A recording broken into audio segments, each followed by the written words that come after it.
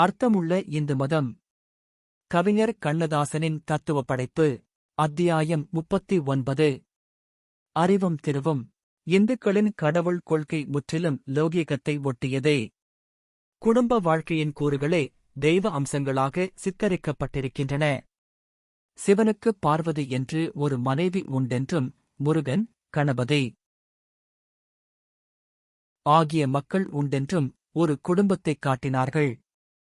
சிவனுடைய ஒவ்வொரு அவதாரத்திலும் சக்தியும் அவதாரம் செய்து கணவன் மனைவி ஆகிறார்கள். சிவன் சொக்கநாதர் ஆனால் சக்தி மீனாட்சி ஆகிறாள். சிவன் விசுவநாதரானால் சக்தி விசாலாட்சி ஆகிறாள். சிவன் ஏகாம்பரேசுவரர் ஆனால் சக்தி காமாட்சி ஆகிறாள். அதுபோல் பிரகதீசுவரர் பிரகதாம்பாள். ஒவ்வொரு சிவன் கோவிலிலும் சிவசக்தியின் பெயர் மாற்றமிருக்கும். அதுபோலவே திருமால் கண்ணனானால் திருமகள் ருக்மணி ஆகிறாள். திருமால் வேங்கடத்தான் ஆனால் திருமகள் அலர்மேலு மங்கை ஆகிறாள். திருப்பதியில் இருந்து ஸ்ரீரங்கமும் திருவல்லிக்கேணி, அரியக்குடி அத்தனை இடங்களிலுமுள்ள திருமால் கோயில்கள் வேறு பெயர்களைச் சுட்டுகின்றன.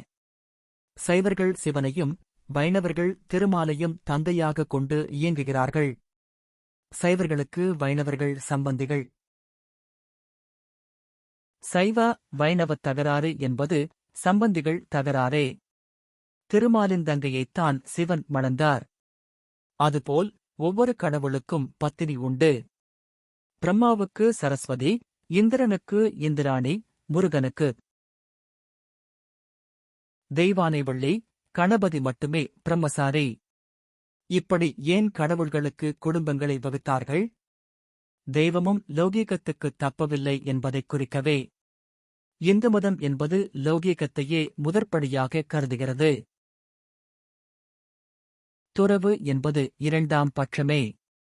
குடும்பங்களில் கணவன் மனைவி தகராறு வருவது போல் சிவனுக்கும் சக்திக்கும் தகராறு வந்ததாக கதைகள் உண்டு.